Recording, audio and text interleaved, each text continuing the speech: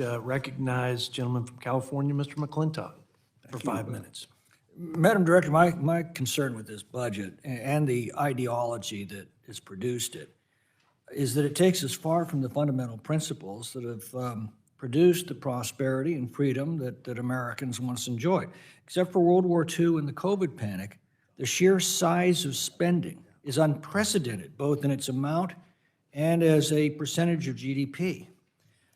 Free markets are inherently democratic because every consumer, every day, votes with every dollar that they spend on what they want the economy to produce and at what prices they're willing to pay.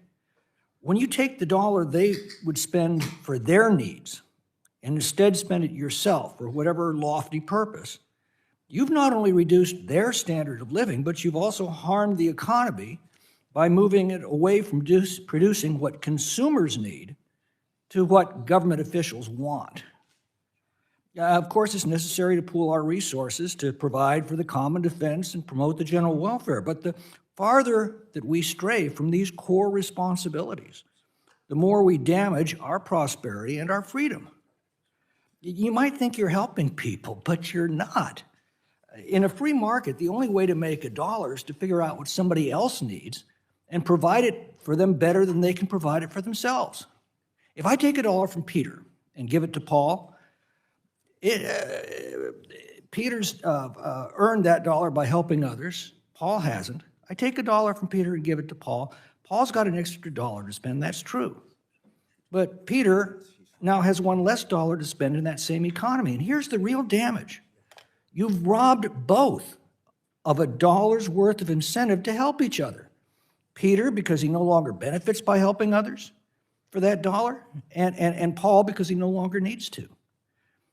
And I also find this argument between deficits and taxes to be silly. They're the same thing. A deficit is simply a future tax in the form either of debt or inflation. It's all driven by spending. Taxes harm the current economy, borrowing harms the future economy, and inflation hollows out people's savings and purchasing power.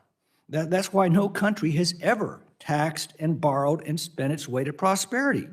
Just as you can't drink yourself sober, you can't spend yourself rich.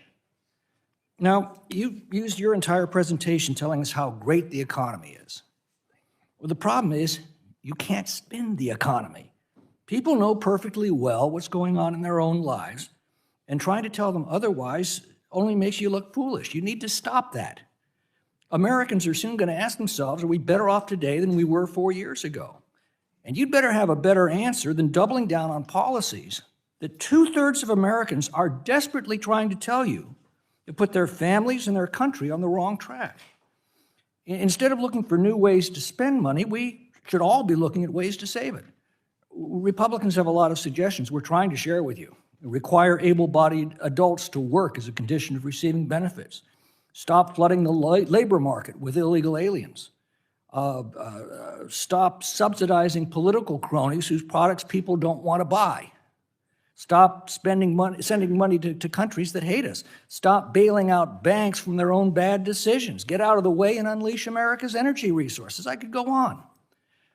Bill Clinton reached across the aisle in 1994 and declared that the era of big government is over.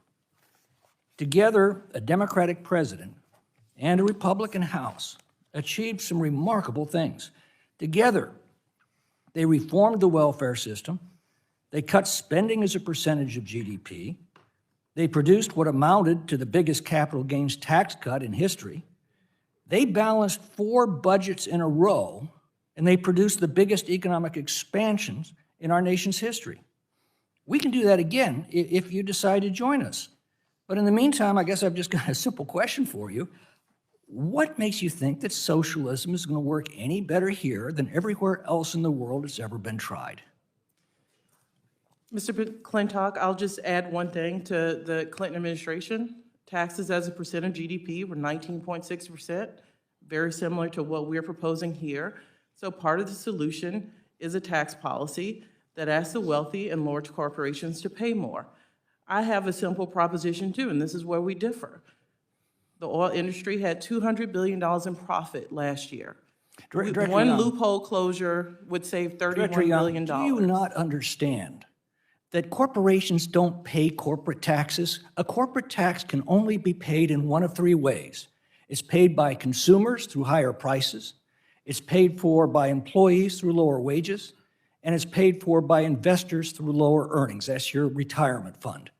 So when you say you're only taxing corporations, what you mean is you're raising the taxes on every consumer, every employee, and every investor. I think that Thanks for watching, everybody. Make sure to hit that subscribe button. Turn on your notifications so every time I put out a video, you can know about it. It'll come up in your feed. Hit that like button if you liked it. And be positive. Peace.